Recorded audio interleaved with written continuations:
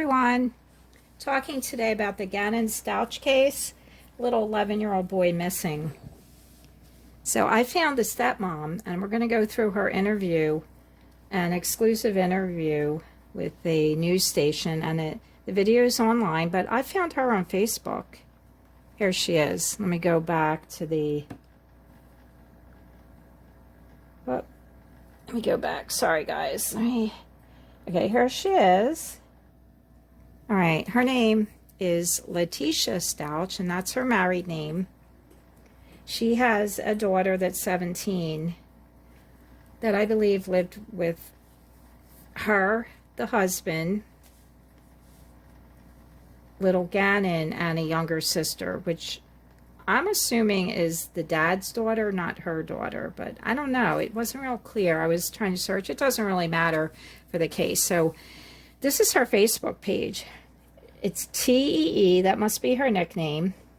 She apparently has a doctorate. So that's a doctorate. That's a PhD. Okay, Liberty University online. Totally online. It's a Christian university. And here's some pictures. Not going to get into her personal information. That's what she really looks like because we only see her from the back in the interview. We see her long hair. And I think there's a picture of, here they are, the vacation. I believe that's Gannon right there. That's the husband. His name is actually Eugene. His first name is Eugene. I believe he uses his middle name. The other daughter, and that's the stepmom. And she says Tecia, T-E-C-I-A, but this is T Stauch. I'm sorry if I'm making you dizzy here. T Stauch. So I just wanted to show you the Facebook. I found this information from another site on the web because a lot of people don't know that's her actual nickname. Here's the interview. The 11-year-old Colorado boy, not seen for days. Stepmom speaks with 11. That's station 11, I suppose. I'm not sure of the reporter's name. Let me just remove this a minute.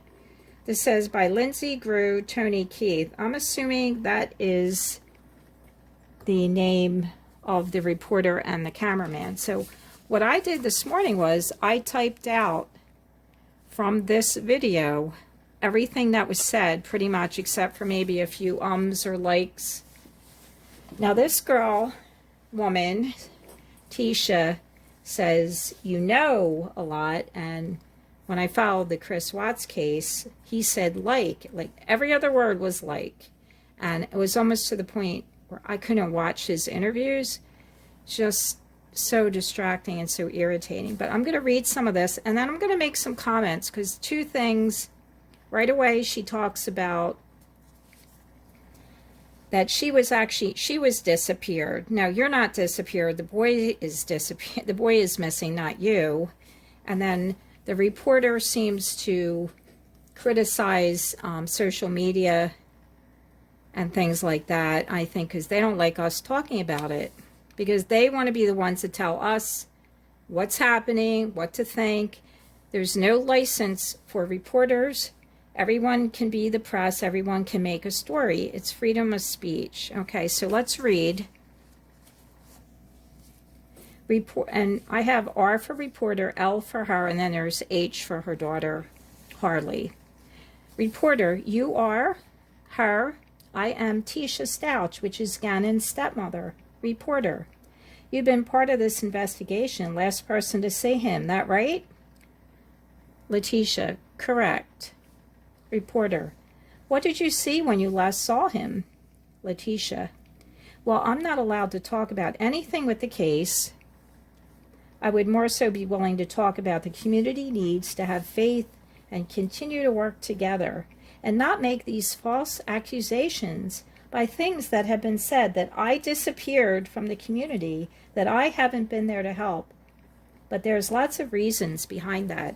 So this is the very first things out of her mouth, and she was like, the false accusations that she disappeared and hasn't helped, but nothing about Gannon, the little boy, nothing that the false accusations would be more that people are focusing on me when they need to focus on Gannon. It's all about like how she's been harassed.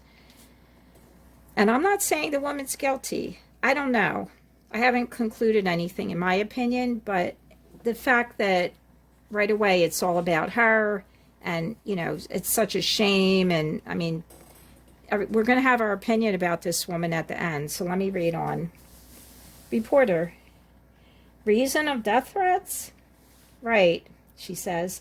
Death threats are one of them. My family been getting lots of death threats. We counted over 20-some death threats already. 2, my husband's ex-wife is living in our home. And of course, I'm not coming home to do these things and to help with the family. When I was kind of like told I couldn't, and many other things that happened with the El Paso City County Police Department, you know. And in doing an investigation, I was told I wasn't complying. And could I elaborate on that? So this is the second thing she says. And it sounds like either her husband told her to leave, or maybe the police said you can't go back there because it's not exactly a crime scene, but it's an investigation, because that's the last place that she was the last person to see him and the last place that he was seen. And there's some other things about the doorbell cameras in the neighborhood. Many people have them. And there was no sighting of the boy, although there might be a sighting, you know, at the gas station, but that has not been confirmed. They are rumors. So we'll soon find out probably, because I'm sure there's an investigation. Okay, so the reporter says, yes, please do, you know, please elaborate.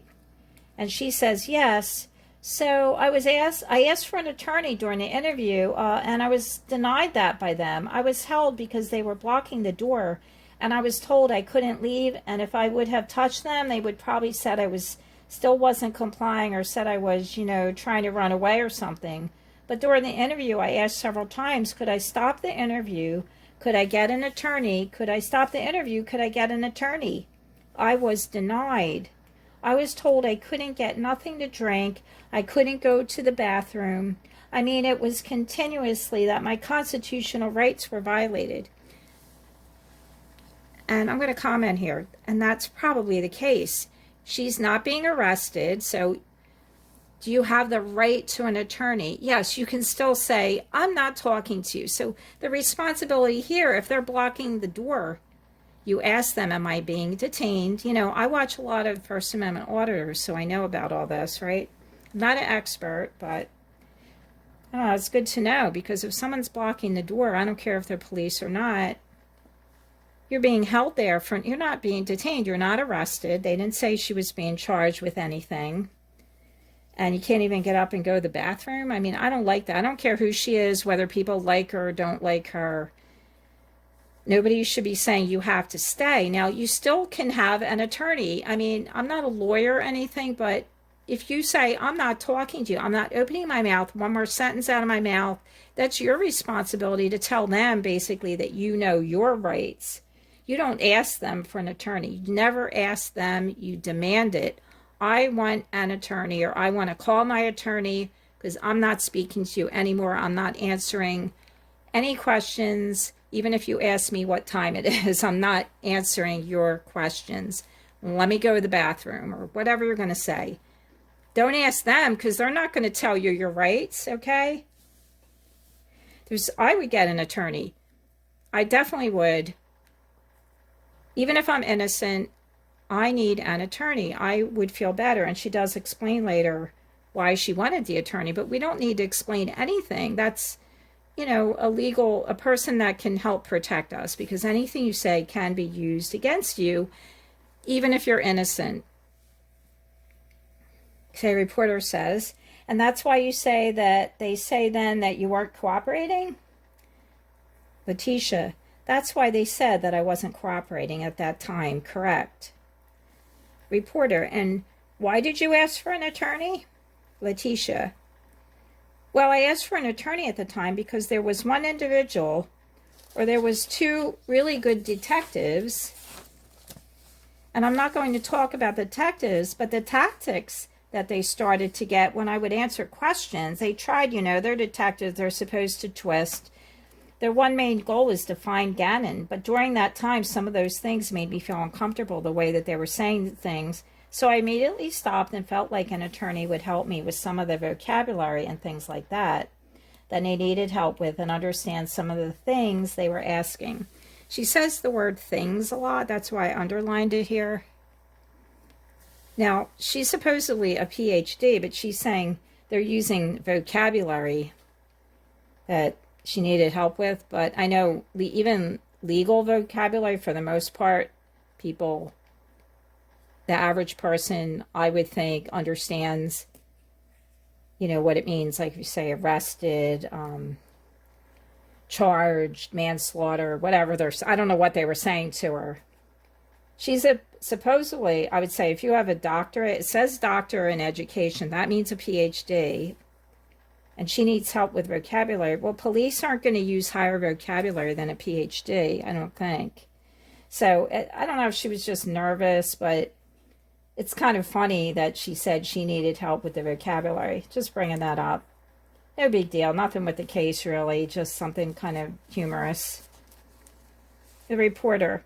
I'm going to shift gears to what has become a huge online presence, with people obviously trying to do the right thing, help find Gannon, but at the same time, sometimes it just feels inaudible. I don't know what he said. Feels something. Have you seen any of those comments yourself? Tecia, we have, and we see that's one of the main things. We haven't been around in the public eye. I think it's you, hon. I don't know who we is. Maybe she's speaking for her and her daughter. We haven't been around in the public eye because I didn't want to expose my family to it if all these things were going on. You know, there was comments about Gannon being pushed off the hike, and there was comments about this, and that's just not true.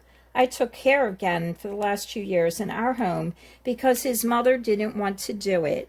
And I would never, never, ever hurt this child. And I know there's some questions out there about, okay, so tell me what happened. That's up to the investigations when they end up letting you guys know. But I cooperated with them.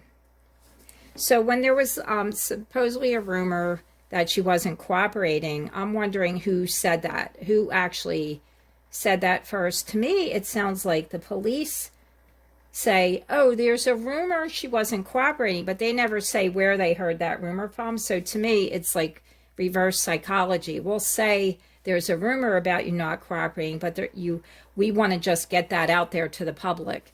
We're subtly telling you she's not cooperating, but we'll say it in the form of, there's a rumor, and don't talk about, it's almost like they're pretending to protect her, but they're really not. They might want to think that she's guilty already because she was the last person to see the child. So that's why I made this comment here. Who told the police there was a rumor? Where did they even see that? Because I've read a lot of the sites, and everybody just says there's a rumor, but no one can say pinpoint where it happened.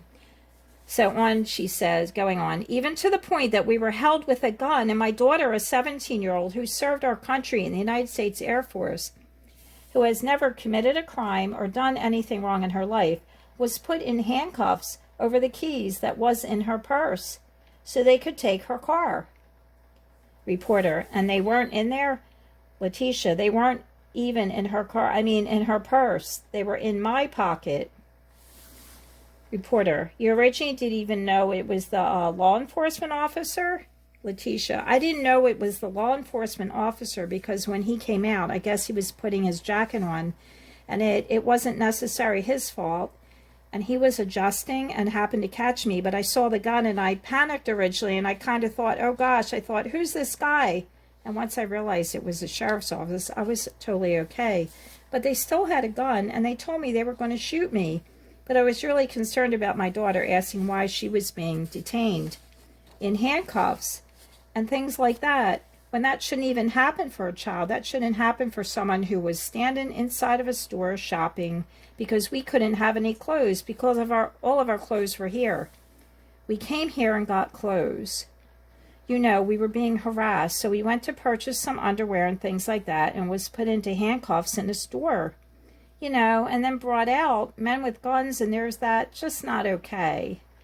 you know, they could have approached me and said, hi, I'm El Paso County. Can I please get the, instead of the way that it happened.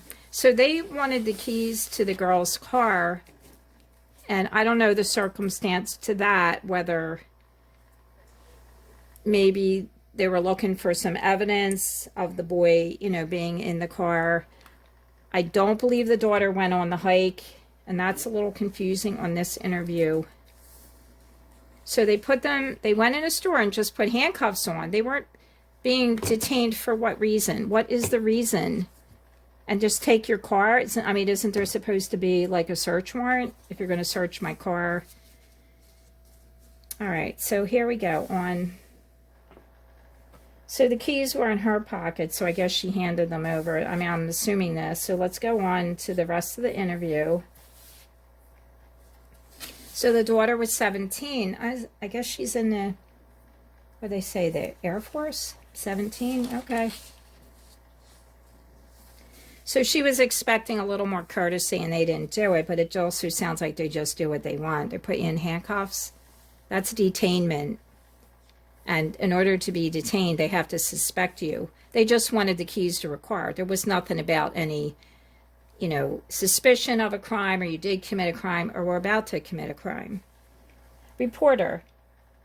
So he leaves, he walks off camera, and he talks to, I guess, the cameraman. They zoom in on her a little bit, but again, from the back, that's about all you see. So he says, I should try and clarify here, not necessarily crime rates, but the way that people are reacting online to rumors about you with something. I don't know what he said there, but so she responds, oh yes, wow, the rumors have gotten so bad. I pretty much have been told at least 10 different ways that these people have these conspiracy theories. I guess they watch a lot of law shows, and maybe they have all these theories on how Gannon is dead. And that's what they're saying. So I'm like, why are you saying Gannon is dead? He's not dead. We are going to find Gannon. And that's the main goal that we all have, my family has. Just because you haven't seen us, we have that same goal. We've been out searching. My aunt has been out searching. My family has been out searching. We all have been doing that together so that we could protect each other. So again, here's the scenario where the reporter talks about the rumors, the conspiracies, as though we're all stretching this out of shape, and what a horrible thing that we dare talk about it. I mean, that's the implication. You know, I don't, you know, tweet, I don't do Reddit, I don't do anything where chats happen. There's just a lot of people saying a lot of things without, you know, facts. So this is straight out of her mouth. So there's only 10. Okay, so here I wrote 10 different ways that people have these, only 10 theories, huh?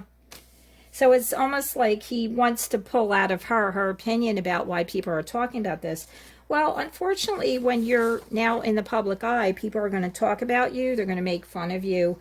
And people are allowed to have their opinion. If you don't like it, then stop reading the tweets and the messages and stop looking. Why do you care? Because you want to know. Just like Doug Carter said in the Delphi case, you want to know what we know, to the killer who's addressing, you know, the Delphi killer, who we don't know yet.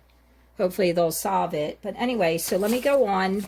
And that was what I wanted to say about how the reporter wants to say, you know, it's really terrible that these people are saying these things about you when they don't like the mainstream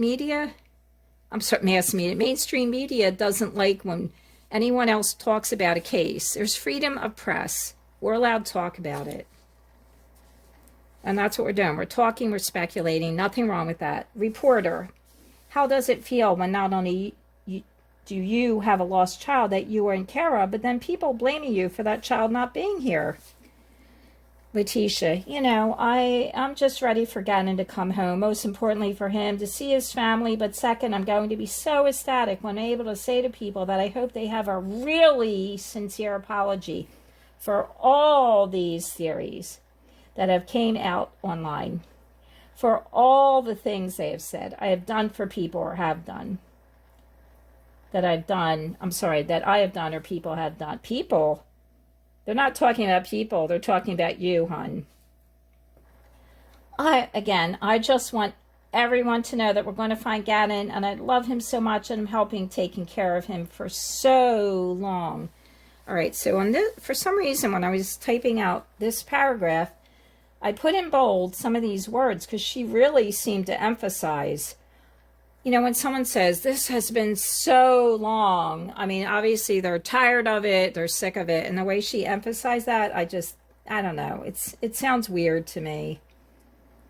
And she really, really wants a sincere apology. It's all about her, you know, being hurt. And that's what happens when you get into the public eye. People are going to criticize you. People criticize celebrities all the time. They're a fan base. You might have a great fan base, but they're also going to have people that make fun of you. You have to take it. You have to have thicker skin than that, or get used to it or something, whatever. Reporter, can you talk to me a little bit about him?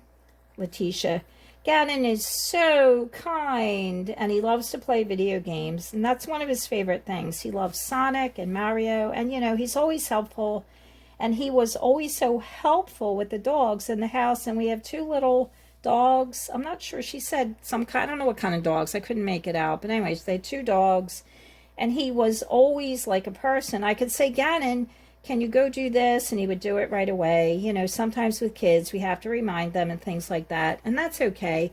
But he was so sweet and able to help anyone. He could notice when you're sick and say, are you okay? Such a kind heart. Let me comment again. He was. And he was always so helpful. And he was always like a person. I could say, Gannon, can you do this? I think she meant like a person who would do something for you, like, without question. He was just a very helpful little kid. But was. All right, so now I do use the word was if I'm talking about something like from my childhood. My mother was, my father was, but that was a long time ago. Presently, I might say my mother is, because she's still alive. My dad's still alive. Now, remember, in the Heidi Broussard case, Shane, when he was laughing in the interview and people thought maybe he's guilty, but, you know, he did say Heidi is presently, and so did Barbara Thomas' husband. She went missing in the desert with her bikini. She's an older woman. He said she is the love of my life or something like that. So I believe that's your, like, subconscious, maybe not subconscious, but that's your truth coming out, because you're not rehearsing these. These are words just coming out of your mouth, and you use the correct verb. So she's saying he was. I don't know. I'm just bringing that up to show you guys, like, what she has said. These are the words out of her mouth. And she's saying he's sweet and kind, so he was so helpful. All right. Let's go on. We're almost finished. Not too much more. Let's see. We just have this little bit of this page, and oh, actually we do. I might skip over some of that. Okay, so the reporter asked her, we know you can't say anything about the investigation. Then he asked her about the hike. So she says, you know what? Could we bring my daughter up here? Because and then she kind of stops. I think she was going to say she proved it, maybe, but she stopped at the P and says she can go and say that, you know, she came home from work after the hike and she can verify that Gannon was at our home. Reporter said, that's okay, and he says some other things. So she retrieves her daughter, who's off camera, and then you hear her saying off camera, because you can't see her now, she walked over, I guess, to the car, I need Harley, because they want you to verify, was Gannon at home after the hike? Because you didn't go to the hike, but you came home from work. So she's saying the daughter wasn't on the hike. But when the daughter came home, she verified. So again, the mom, Tecia, says, no, just answer the question, yes, you came home from work and you can verify that Gannon was at home.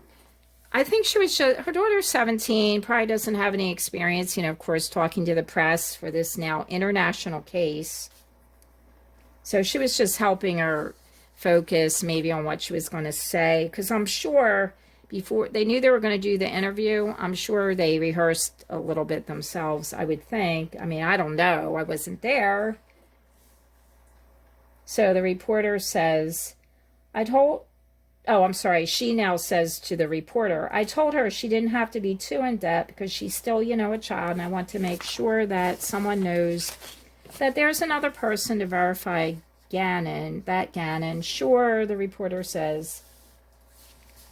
And she asks, does the daughter need to hold, like, the microphone? Okay, so Harley says, yes, so I came home later that evening. I was at work, and I can verify that he was there that night. There was a hike that you guys went on. Where did you guys go? That's the reporter asking. So when he said that you guys went on, the daughter now nods yes, like, yes, we were at the hike. But before that, the mom says, you weren't at the hike. And she's kind of directing the daughter what to say. So I don't know. Who knows if they're just nervous. And it's very unintelligible what Tecia says. I thought it said garden something. They went on a hike somewhere. And the reporter says, oh, I don't know where that is, or I've never heard of it.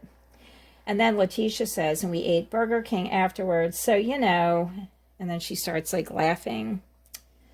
And the reporter says, there you go. And then it was time to go play at their friend's house, more friends. I mean, that wasn't the night. Sunday they went on the hike. Monday is when the little boy stayed home, and then he went out to, not really to play, he left the house, supposedly, allegedly, to go walk to a friend's house. And that's when he was missing. Tecia, unfortunately, I'm not able to, like, comment on that anymore. And for that reason, it's because some things have been turned and twisted. And, that was one of those stories that you were talking about when people say things. And we had to hear things like, who would let their kid go out at dark and things like that. And that's why I just don't want to answer that. If I had to I'm not going to answer that. So she kind of backs off, gets kind of nervous, and then she stops. So the reporter says, that's okay, I understand. Do you feel like this is going to turn the tide of what feels like a witch hunt, in my opinion? And she says, am I on camera? And he says, you are still. And he, like, puts his hands out almost like he's getting up. I don't know if he's upset, but he's impatient, it seems. So she says, I think that a lot of people can see I'm not missing. No one thought you were missing, hon. The boy's missing. That's, again, where she wants to focus on herself. And see that I am being cooperative. But to me, it's okay that they think those things, because the way someone thinks of me, I don't have a problem with that. My main thing is I would never want someone to think that I would hurt Gannon or any of the children in our home, because that's just not the case. I've spent my whole entire life working so hard in education. There's even things online that was talking about my education license. I shouldn't even be a teacher, and they just didn't know that. Like, we moved on a military move, and I didn't finish out my contract, so I gave up my license in that state. It had nothing to do with any criminal activity, or any of those things. It just got blown out of proportion on my professional status, So in this paragraph, which is almost at the end of the interview, she's saying at the beginning, it's okay they think those things, and I don't have a problem. But then she says, why are they thinking it almost? She goes, I don't have a problem with that, but the main thing is I would never want someone to think that I would hurt Gannon. So she doesn't care what they think, but then she's totally contradicting herself. And she also doesn't say, I never hurt Gannon. She said, I don't want anybody to think that I hurt him. How about, I don't want anybody to think that I hurt him because I didn't, I love him. She didn't say that. I would never want someone to think. So again, it's that ego, do people think I'm a monster? It's all about you and your ego and what you care. You want people to think greatly of you, but you're under suspicion, I'm sure. She's not a suspect rather, but they have to investigate, and I'm sure they're going to get all the videos and get any evidence, because he's somewhere. And it doesn't seem like he ever ran away before. But she doesn't want people to think that she would hurt him, but how about I didn't hurt him? No, it doesn't. She doesn't say it like that. So a lot of people move to another state and they don't renew their license. So that, to me, that's neither here nor there. Reporter, do you feel like there are just these are just, you're going to love this. Do you feel like these are just internet detectives who think they know what they're doing? But he didn't say it in the negative. He didn't say who don't know what they're doing. He said he's asking her a question, who think they know what they're doing. And that's the same as insulting you. You think you know what you're doing. If you can say it like that, or like you don't know what you're doing. Either way, it's an insult. And she says, it definitely is. And, you know, here's the thing that kind of saddens me. It's like, if you're going to talk about someone like that and have a witch hunt out for them, why would you even care, like, about doing those things? Because this is a child. No, they're talking about you. You're more worried about them thinking that you would think that, I mean, you don't want them to think that you hurt him. No, they're not talking about him. They're talking about her, and she doesn't like it. You're telling me that you're just as mean, you're just as hateful to talk about someone else like that? Just as mean as who, though? See, you got to listen to what people are saying. And I'm not saying she did anything. I'm not saying she's guilty of anything. I'm just saying listen to almost the ego coming out.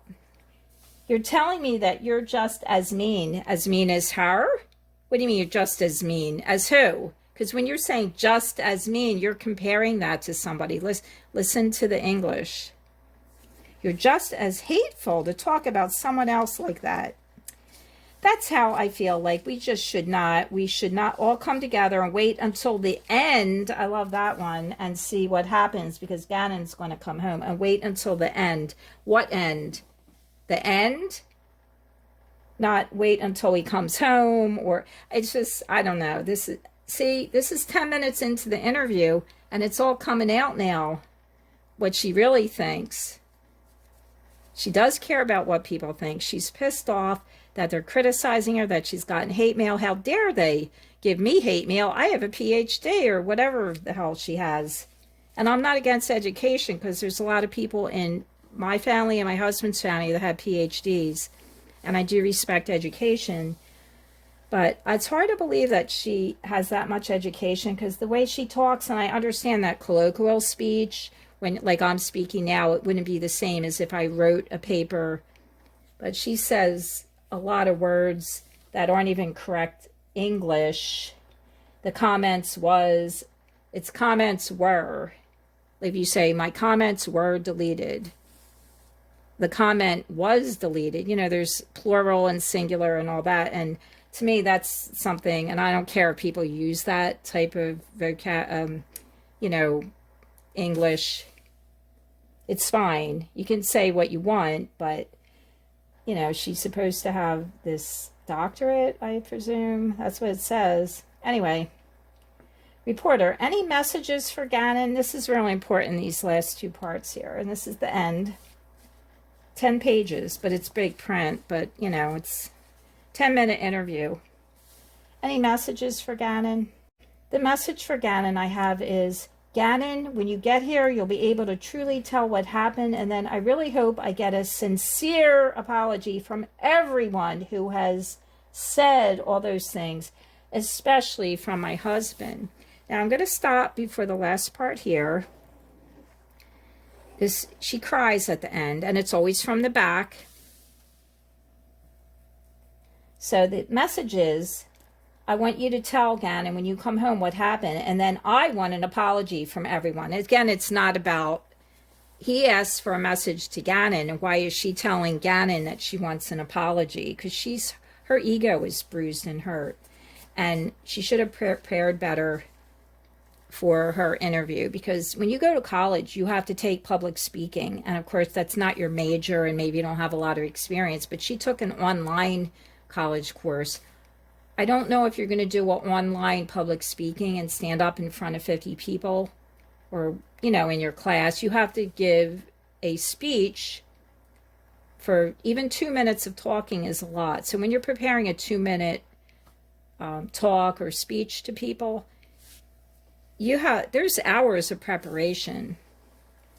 So maybe she should have prepared, because now she's looking like, so I think what happened, maybe there were family over there in the car waiting for her, and they said, you know, that didn't really sound too good. You're saying to Gannon, when you come home, it's not like, I'll be so glad to see you, I'll hug and kiss you, and I want to just tell you how much I love you. This is, when you come home, I want you to tell what happened, and maybe she's even going to punish him, right? And I want to get a sincere apology from everyone who has said all those things, especially from the husband. So it might be like the husband even suspects her. He kicked her out of the house. I don't know. Why is she not there? Because I'm sure there's people in front of the house for the husband, the father of the boy, and his ex-wife, who is the mother of Gannon. They didn't leave. They're still there, as far as I know, unless the police are, searching the property. But even so, she's the one that left, and it's either because she was pissed off that the ex-wife moved in. Well, where's the ex-wife going to live? Because she lives in South Carolina. There's no, in Philadelphia, if you want to move here, you can rent a apartment temporarily. There's probably plenty of apartments that you could rent for a month, 2 or 3 months. But maybe in Colorado there's not. So where's the ex-wife? She's searching for her son. So he says, come and move in here. So maybe she's mad that he moved the wife in, and again, I'm speculating. I guess they'll say I'm creating rumors, which I'm not. I'm just giving my opinion. So I guess they were like, that really didn't sound very good. Asking for an apology. We asked for a message to Gannon, and you're talking about yourself. So then they zoom in real close. Let me see if I can show you. I'm just going to read it, and then maybe you guys, let me take my tablet away a minute. Maybe you guys should see it, because it's, I don't know. It's from the back. I don't know. She's really crying here. So then they cut it. So at 9 minutes and 52 seconds, that's when the message came out that I want the apologies from everyone that said all those things. I want the apology from my husband. Then at 10 minutes and 8 seconds, she's crying, and she says, from the back, you don't just see her greasy hair. I just wanted to add a message to Gannon for my family, is that we love you and miss you, and to come home soon. And Gannon, I can't wait for you to come home and let everyone know that you are okay. We love you. Yeah. It just doesn't, I don't know. Let me see if I can find it for you. Care, about doing. All right. We'll be able to truly tell what happened. And then I really hope I get a sincere apology See? to everyone who has made all those things, especially for my husband. We just wanted to add a message to Gannon from my family, is that we love you and miss you, and we hope that you come home soon. And Gannon, I can't wait till you can come home and let everyone know that you're okay. We love you. Yeah. I don't know. Kind of reminds me of Susan Smith. That was years ago. She actually put her kids in a car in the river, and that was, oh boy. Yeah. Okay. I don't know. I'm not saying she did anything, but I don't know how I would feel. Let me just comment, and I'm going to go, and thanks for watching and everything. I really appreciate it. I would get a lawyer, so don't criticize her for that. Well, you can, but I'm not criticizing her, because I would probably do the same. In this day and age, I just don't trust that I'm in a room by myself. You know what? You don't even have to go to the station. If they want to question you, let them come to your house. And then you can throw them out if they get really nasty. They're trying to trick you. Remember Richard Jewell? He was Atlanta, the bombing. And Clint Eastwood made a movie about him. He was tricked just about by the FBI. Almost into, being accused of that crime. But anyway, back to this. I would get an attorney. I don't like that reporter, because he's trying to say, it's such a shame that all these rumors, and I understand that the sheriff doesn't want any tips, I guess reported or, called in through the internet. They actually want to call, an physical phone call. They don't want any reporting of tips online. I get that. But I just don't see why you're criticizing, social media. That's America now. We're in 2020, and TV is threatened by, YouTubers and anyone else with a website. We still have freedom of speech here so far. I don't know what will happen in the future. And I'm not saying at all, I don't have an opinion about her I understand why they filmed her from the back. I would be nervous too. I'm sure she was shaking in her boots. But just some of the things, you really got to be careful what you say when you're, in the public eye and everything. And I just can't imagine where this little boy is. It's really sad because, if he didn't have a history of running away, but, there's always a first time if you run away. I have to tell you someday about my story when I was a child. So I get it. That could be around 11. It's maybe difficult there. His dad was traveling at the time. The dad wasn't home. And the stepmom, was the last person to see him. So I'm going to go now. Thank you for watching. And I'm going to keep my notes. I'm going to go back and read them again, because when you hear the inflection, and that means the tone of voice that someone uses when they emphasize a word, and she really wants that apology. But she also has to understand that she's the last person to see him, so people are going to start on her because they're mad. They want the little boy found. People can relate to that. A lot of people have children. I can't imagine what the parents are going through. All right, so thank you so much. I really love you guys. I thank you to all the subscribers. Leave me some comments, and I'll see you on the next video.